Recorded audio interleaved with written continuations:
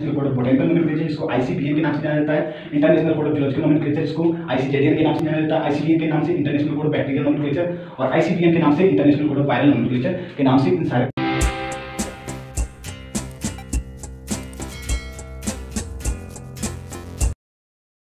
नमस्कार, मेरा नाम है राहुल और आप हमें देख रहे हैं री एग्जाम यूट्यूब चैनल पे। स्टूडेंट, आज की क्लास में हम लोग पढ़ने वाले हैं इंटरनेशनल रूल्स ऑफ नोमेनक्लेचर के बारे में। स्टूडेंट्स, वीडियो स्टार्ट करने से पहले मैं आपसे रिक्वेस्ट करूंगा कि अगर आपने हमारे चैनल को सब्सक्राइब नहीं किया है तो अभी जाकर सब्सक्राइब करें और बेल आइकन को भी प्रेस कर लीजिएगा, जिससे हमारी आने वाली लेटेस्ट वीडियो की नोटिफिकेशन सबसे पहले आपको मिल जाए। और अपने व्हाट्सएप ग्रुप्स और फेसबुक ग्रुप्स में इसे भी जरूर शेयर करिएगा, जिससे अधिक से अधिक स्टूडेंट हमसे जुड़ सकें। तो चलिए आज की वीडियो हम लोग स्टार्ट करते हैं। सबसे पहला टॉपिक है, यहाँ पे मैंने दे रखा है 1898 में क्या होता है कि एक अंतर्राष्ट्रीय नामकरण संहिता की स्थापना की जाती है, जिसका नाम रखा जाता है आईसीबीएन। यानी कि आईसीबीएन का मैं फुल फॉर्म लिख देना चाहता हूं यहाँ पे, international code of biological nomenclature.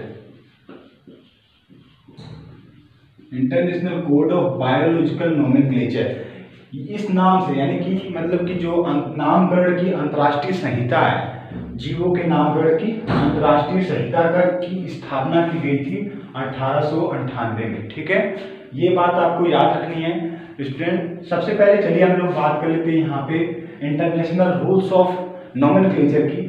तो देखिए यहाँ पे सबसे पहले मैं आपको ये समझा देना चाहता हूँ कि 1901 में क्या होता है कि इंटरनेशनल मतलब कि एक मीटिंग की जाती है, जिसे हम कहते हैं अंतर्राष्ट्रीय जीव विज्ञान कांग्रेस। ठीक है, वहां पे क्या होता है कि जीवों के नामकरण के लिए कुछ नए रूल्स को मान्यता दी जाती है, और इन रूल्स को जो है अलग अलग तरह के हम लोग चीजों से पुकारते हैं, अलग अलग नामों से जानते हैं। उन नामों को मैंने यहाँ पे मेंशन कर रखा है, तो आप यहाँ पे देख सकते हैं। सबसे पहला नाम है आईसीबीएन। आईसीबीएन का मतलब होता है, यहाँ पे मैं लिख देना चाहता हूँ, international code of botanical nomenclature. International code of botanical nomenclature. ठीक है, दूसरा होता है आईसीजेडीएन। आईसीजेडीएन का मतलब होता है international code of zoological nomenclature.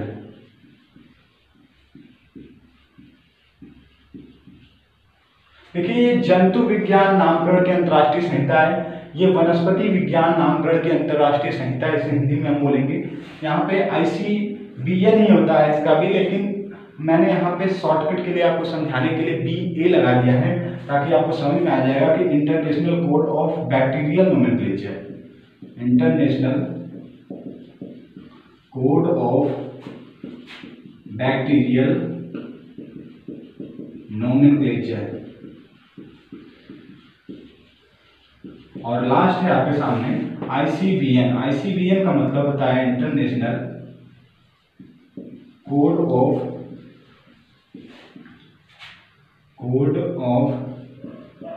Viral nomenclature. तो ये चार जो है आपके सामने, ये मतलब कि ये आपका है बैक्टीरिया मतलब कि जीवाणु नामकरण की अंतर्राष्ट्रीय संहिता, इसे हिंदी में हम लोग बोलेंगे। आईसीबीएन को हम लोग हिंदी में बोलते हैं विषाणु नामकरण की अंतर्राष्ट्रीय संहिता। मैंने चारों की आपको हिंदी बता दी है। देखिए, सबसे पहले मीटिंग होती है। मीटिंग के दौरान क्या होता है कि नामकरण के लिए कुछ रूल्स बनाए जाते हैं, और उन रूल्स को जो हम लोग चार तरीके में बांटते हैं। मतलब चार, जैसे क्या होता है कि प्लांट्स के लिए हम लोग अलग से कर देते हैं, और जितने भी जीव हैं, जंतु हैं, उनके लिए हम अलग से कर देते हैं। जितने सूक्ष्म जीव हैं, जैसे बैक्टीरिया हो गया, वायरस हो गया, इन दोनों के लिए अलग अलग नामकरण की हम लोग क्या करते हैं, इंटरनेशनल रूल्स की व्यवस्था कर देते हैं। यहाँ पे मैंने चारों को समझा दिया है, इनसे काफी क्वेश्चन बनते हैं, आप इन्हें अच्छे से पढ़ लीजिएगा, काफी इंपॉर्टेंट है ये। ठीक है, इन चारों में से एक क्वेश्चन तो पक्का आपके एग्जाम में आने वाला ही है। अब देखिए, रूल्स को मैं समझा देता हूँ। ये बहुत ही आसान सी ट्रिक है, बहुत ही बेसिक ट्रिक है। मैंने यहाँ पे हिंदी, देखिए मेरी क्लास जो है हिंदी वाले स्टूडेंट के लिए भी है और इंग्लिश वाले स्टूडेंट के लिए, दोनों लोगों के लिए। अगर आपने हमारी पिछली वीडियो नहीं देखी है, मेटाबॉलिज्म की क्लास नहीं देखी है, तो मैं आई बटन पे लिंक दे रहा हूँ, वहाँ पे भी जाके आप उसे देख सकते हैं। और चैनल को नहीं सब्सक्राइब किया है तो सब्सक्राइब कर लेना जरूर से जरूर, और शेयर भी करते रहिएगा अपने व्हाट्सएप ग्रुप्स में। देखिए रूल्स को समझ लीजिए। रूल्स में क्या होता है कि पहला रूल है लॉन्ग एंड हार्ड नोमेनक्लेचर। मैंने यहाँ पे क्रॉस इसलिए बनाया है कि मतलब कि कोई भी नामकरण आप कर रहे हो, वैज्ञानिक नाम लिख रहे हो, तो वो वैज्ञानिक नाम क्या होना चाहिए, लंबा नहीं होना चाहिए और कठिन नहीं होना चाहिए। अगर वैज्ञानिक नाम लंबा रहेगा और कठिन रहेगा तो पढ़ने में समस्या होगी, स्टूडेंट को समझने में या लोगों को समझने में समस्या होगी। ये पहला रूल है। दूसरा रूल आपके सामने है कि सभी एवरी ऑर्गेनिज्म, किसी भी जीव का आप नामकरण कर रहे हैं तो उसमें एक बात ख्याल से आपको समझ लेनी चाहिए कि उसके दो नाम होने चाहिए। पहला नाम मैंने पिछली क्लास में आपको बताया था, पहले नाम क्या होता है, पहला नाम जो है वंश को प्रदर्शित करता है, यानी कि जीनस को प्रदर्शित करता है। ये बात आपको ध्यान में रखनी है, ठीक है। दूसरा नाम स्पेसीज को प्रदर्शित करता है। स्पेसीज का मतलब होता है जाति को प्रदर्शित करना चाहिए, ठीक है। अगर दोनों प्रदर्शित करने चाहिए, ये सेकंड रूल है आपके सामने, ठीक है। फिर से मैं बता देना चाहता हूँ कि लॉन्ग व हार्ड नहीं होना चाहिए, ठीक है, लंबा कठिन नहीं होना चाहिए। दूसरा वंश जाति को प्रदर्शित करना चाहिए, यानी कि जीनस स्पेसीज को डिनोट करना चाहिए, ठीक है।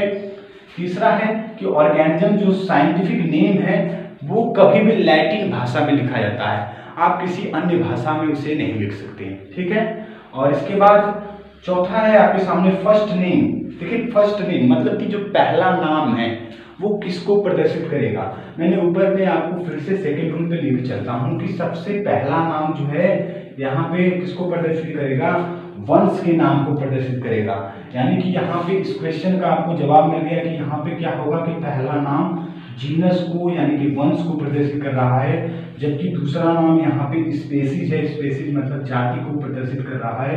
यहाँ पे दूसरे सवाल का यानी कि लास्ट नेम का भी हमें उत्तर मिल चुका है, जाति जिसको स्पेसीज कहते हैं को प्रदर्शित करता है। तो देखिए 3-4 रूल तो आपको फटाफट समझ में आ गए होंगे।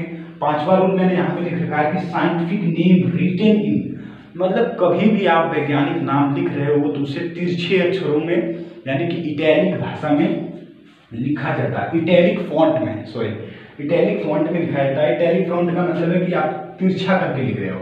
जैसे मान लीजिए कि मेरा नाम राहुल है तो आप इस तरह से लिख रहे हो, ये हो गया इटैलिक एक तरह की भाषा, ठीक है। ये एग्जाम्पल के लिए था, ठीक है।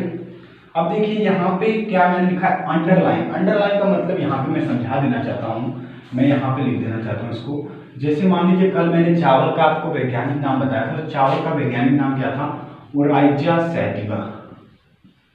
Oryza sativa. देखिए यहाँ पे क्या करना है, अंडरलाइन का मतलब होता है कि दोनों वंश के नाम के नीचे अलग से लाइन, जाति के नाम के पीछे अलग से लाइन, यानी कि दोनों के नीचे अंडरलाइन करनी है। बट आपको ध्यान देना है कि ये अंडरलाइन कभी भी एक साथ नहीं करना, बीच में गैप होना चाहिए, जिससे कि ये पता चलना चाहिए हमें कि पहला नाम किसको प्रदर्शित कर रहा है और दूसरा नाम किसको प्रदर्शित कर रहा है। ये बात आपको ध्यान में रखनी है और ये काफी बार एग्जाम में पूछा हुआ क्वेश्चन है, ठीक है। अंडरलाइन दोनों में सेपरेट होनी चाहिए, ठीक, आपको ये समझ में आना चाहिए। चावल का वैज्ञानिक नाम था ओराइजा सैटिवा। देखिए यहाँ पे मैं क्वेश्चन पूछ सकता हूँ कि जो ओराइजा है वो ओराइजा क्या है इसमें, ठीक है, यानी कि ओराइजा किसको प्रदर्शित कर रहा है, किसको डिनोट कर रहा है, तो आप आसानी से बता सकते हो कि वंश को प्रदर्शित कर रहा है। सैटिवा किसको, जाति को प्रदर्शित कर रहा है, स्पेसीज को प्रदर्शित कर रहा है। तो ये 6 रूल्स थे। आगे की 4 रूल्स यहाँ पे हम लोग समझ लेते हैं।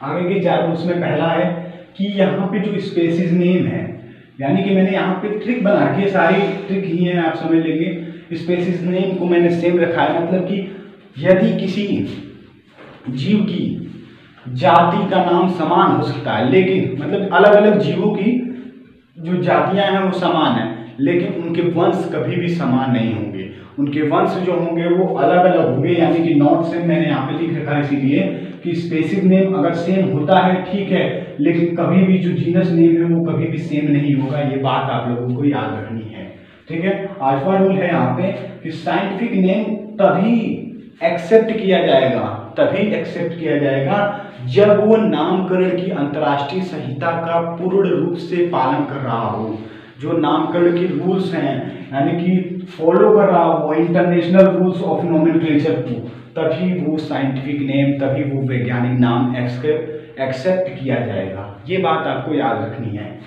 9वां रूल है आपके सामने कि साइंटिफिक नेम देने वाले जो पर्सन है उसका नाम, देखिए साइंटिफिक नेम का मतलब वैज्ञानिक नाम होता है, हिंदी में मैं बता देना चाहता हूँ हिंदी वाले स्टूडेंट के लिए कि वैज्ञानिक नाम जो दे रहा है, जो व्यक्ति जो जीव वैज्ञानिक नाम दे रहा है, उस जीव वैज्ञानिक का नाम, सबसे पहली बात आपको ये याद रखना है कि उसका नाम जो है ठीक वैज्ञानिक नाम के बाद में लिखा जाना चाहिए, ठीक वैज्ञानिक नाम के बाद में लिखा जाना चाहिए, और वो भी किस मतलब भाषा में लिखा जाता है तो उसे हम रोमन भाषा कह सकते हैं या रोमन लैंग्वेज में लिखा जाता है वैज्ञानिक नाम के बाद। ये क्वेश्चन कई बार पूछा हुआ है कि वैज्ञानिक नाम देने वाले वैज्ञानिक का नाम कहाँ पे लिखा जाता है और किस भाषा में लिखा जाता है। तो आपको याद रखना है कि वैज्ञानिक नाम जो है वैज्ञानिक नाम के जस्ट बाद, यानी कि जो वंश है जाति है उसके तुरंत बाद वैज्ञानिक का नाम लिखा जाता है, ठीक है, और वो भी रोमन भाषा में लिखा जाता है।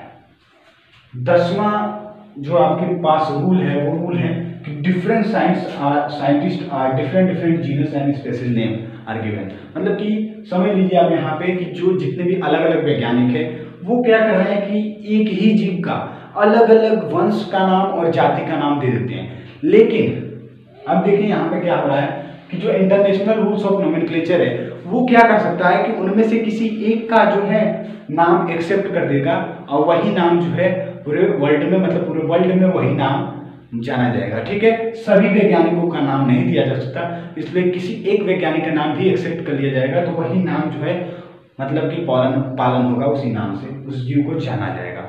ये 10 चीजें थी। मैं एक बार फिर से शुरुआत की तरफ आपको लेके जाना चाहता हूँ कि 1898 में international code of biological nomenclature की स्थापना की गई। देखिए इंटरनेशनल रूल्स ऑफ नोमेनक्लेचर में मैं बताता हूँ 1901 में अंतर्राष्ट्रीय जीव वैज्ञानिक कांग्रेस एक मीटिंग हुई जिसमें जीवों के नामकरण के लिए कुछ इंटरनेशनल रूल्स को जो है मान्यता दी गई, जिसमें से इन नियमों को हम लोग क्या क्या कर सकते हैं, international code of botanical nomenclature जिसको ICBN के नाम से जाना जाता है, international code of zoological nomenclature जिसको ICJDN के नाम से जाना जाता है, ICBN के नाम से international code of bacterial nomenclature और ICBN के नाम से international code of viral nomenclature के नाम से इन सारे रूल्स को जाना जाता है। देखिए नामकरण कभी भी लंबा व कठिन नहीं होना चाहिए। इसके बाद सभी जीवों के जो है सेपरेट वंश का नाम भी होना चाहिए, जाति का नाम भी होना चाहिए। कभी भी वैज्ञानिक नाम लिखते हैं तो लैटिन भाषा में लिखते हैं, वो भी तिरछे अक्षरों में लिखते हैं। वो भी वंश का नाम में जो पहला अक्षर है वो कैपिटल होना चाहिए जीनस, और स्पेसीज के नाम में जो पहला अक्षर है वो स्मॉल में होना चाहिए। ये भी आपको मैंने बता दिया यहाँ पे, ठीक है। देखिए फर्स्ट नेम को हम वंश कहते हैं, लास्ट नेम को जाति यानी स्पेसीज कहा जाता है, और वैज्ञानिक नाम कभी भी इटैलिक फॉन्ट में लिखा जाता है और सेपरेट अंडरलाइन की जाती है, जो मैंने यहाँ पे आपको समझा दिया है। कभी भी देखिए जाति का नाम समान हो सकता है लेकिन वंश का नाम समान नहीं होगा। साइंटिस्ट का जो मतलब कि वैज्ञानिक नाम दिया गया है वो तभी फॉलो किया जाएगा जब वो नामकरण की अंतर्राष्ट्रीय संहिता का पालन कर रहा हो। इसके बाद वैज्ञानिक नाम देने वाले जीव वैज्ञानिक का नाम रोमन भाषा में लिखा जाता है, और रोमन भाषा में लिखने के बाद वैज्ञानिक नाम के तुरंत बाद लिखा जाता है, ठीक है। इसके बाद जितने भी अलग अलग वैज्ञानिक नाम किसी भी जीव का वैज्ञानिक नाम दे रहे हैं लेकिन इनमें से किसी एक को ही मान्यता दी जाएगी। तो फ्रेंड्स ये थी आज की क्लास। अगर ये क्लास आपको पसंद आई होगी तो इसे लाइक कर दीजिएगा सबसे पहले, और कमेंट करके हमें बताइएगा कि ये आपको वीडियो कैसी लगी। और अगर आपने हमारे चैनल को सब्सक्राइब नहीं किया तो सब्सक्राइब करके बेल आइकन को प्रेस कर दें। मिलते हैं ऐसी नई वीडियो के साथ। आज के लिए इतना ही। Good bye.